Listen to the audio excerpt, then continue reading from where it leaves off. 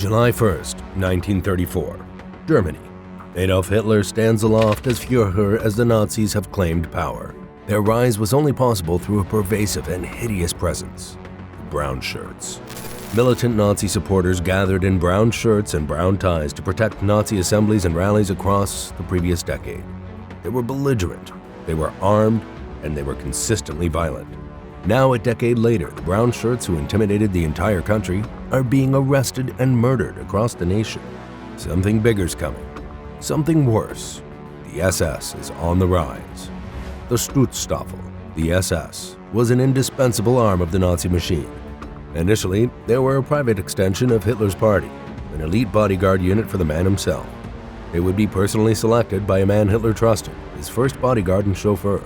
What was a mere band of a select few who were willing to pledge allegiance to the Fuhrer was opening to the most murderous faction of the Nazi apparatus. Following the Night of the Long Knives, Hitler's personal bodyguard unit was ever growing, and their elite stature was no longer in social status, but in racial terms. As 1940 rolled around, under the auspices of Himmler, the SS was a near standalone state within Nazi Germany itself. Ensuring the racial vision of Hitler was made a reality. Yet they would be found all across the continent of Europe too, committing the worst of war crimes on the battlefield and becoming the most reliable architects of the Nazi final solution for the Jewish population in Europe. A band of 120 men had grown to a horror of hundreds of thousands. Did the Nazi high command even realize the breadth of the behemoth they were creating? Come with us as we delve into the history of the Waffen SS, how it came into being, and the horrors it committed to its enemies. Welcome to History on Fleek, the birth of a monster. The formal rise of the Waffen SS was a slow process over time that happened alongside Hitler's rise to power. Initially, the Waffen SS was formed by Hitler's bodyguard and chauffeur, Sepp Dietrich, and on the 10th anniversary of Hitler's attempted coup of the Beer Hall Putsch, the men would swear allegiance to him. In November 1933, the oaths were made of obedience unto death and loyalty solely to Hitler. This seemingly small but uncompromising group of soldiers would be titled Hitler's Bodyguard Unit, Leibstandarte Adolf Hitler. By April of the following year, they would be renamed and brought under the SS banner as the Leibstandarte SS Adolf Hitler, under the orders of Heinrich Himmler. Just 2 months later, empowered and endorsed, the then titled LSSAH would show their teeth in the Night of the Long Knives. This 3-day ordeal was a political purge of Hitler's rivals for power within the Nazi halls of power.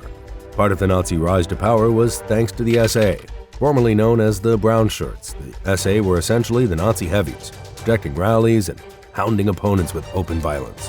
The LSSAH were created to replace the SA. They were independent, prone to public violence, and Hitler began to distrust them.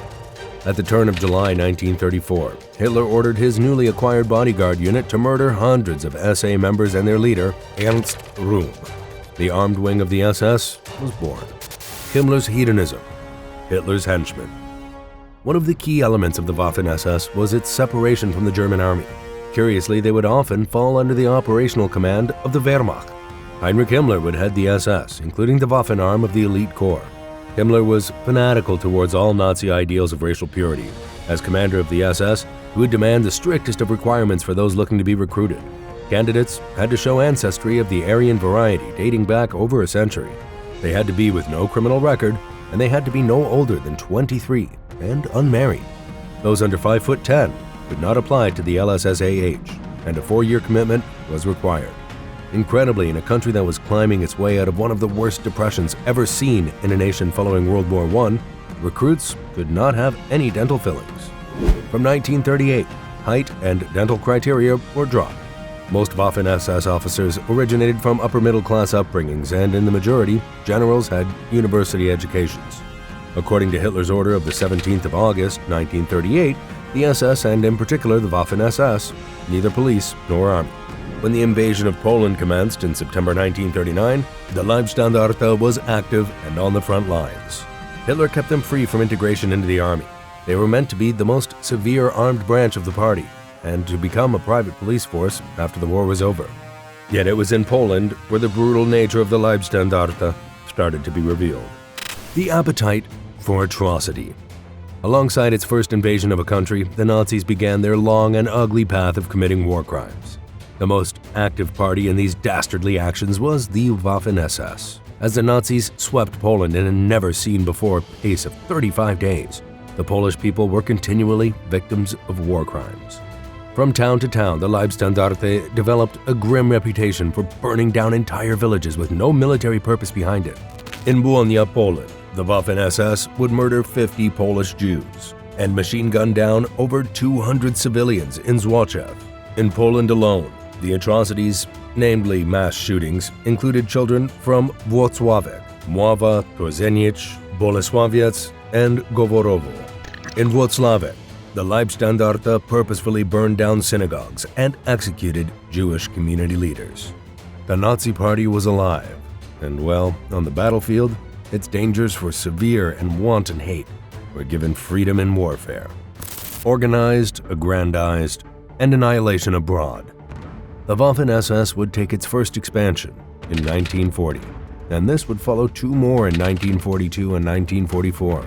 From here, the LSSAH and the SSVT branch would be officially joined, and the title Waffen SS was first used by Hitler himself in 1940.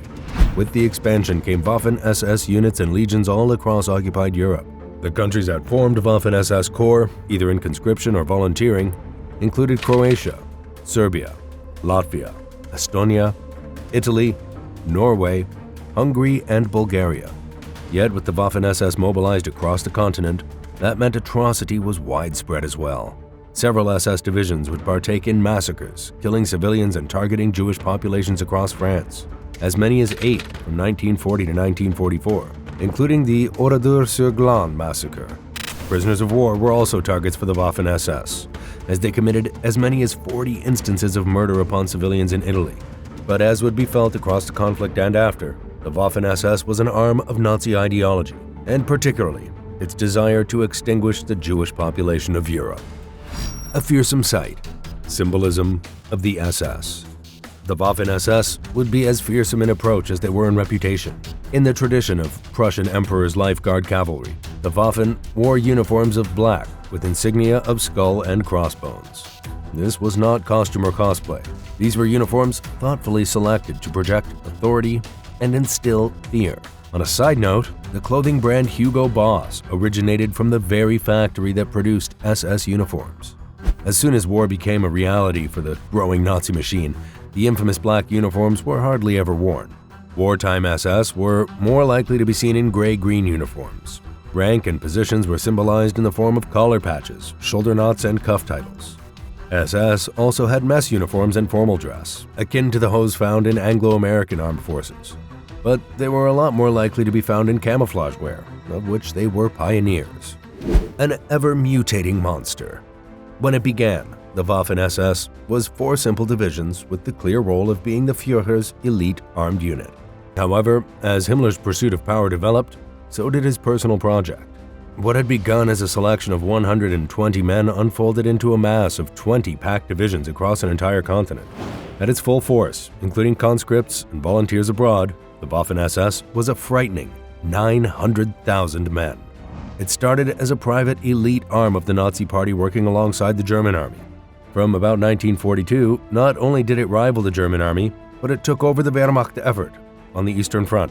There was something of a black bag operation character to this black uniform-wearing force. They were used on the battlefield for the most challenging assaults on enemy lines, across France, Italy, Russia, and several operations across the Balkans. Yet the Waffen SS proved the most reliable strong arm in Holocaust preparations, from death squads to rounding up and deporting of Jewish persons. Their role in the Holocaust was fundamental to a point. The attempt to exterminate the Jewish population of Europe could not have happened without the Waffen SS.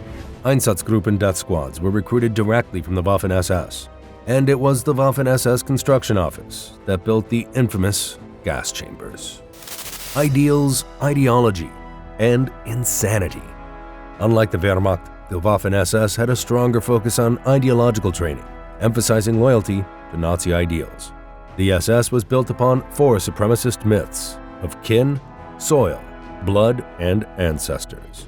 Himmler's ideological training for his force was based on them developing a zealousness for combating the ideological enemies of the Nazis. Desired attributes were a sense of self-conscious determination, and an enlivened ruthlessness that could see them handle any given obstacle or circumstance. The long and labored ideological training of the Waffen SS was riddled with pseudoscience, reducing humanity to racial hierarchy, propping up the genocidal Nazi agenda.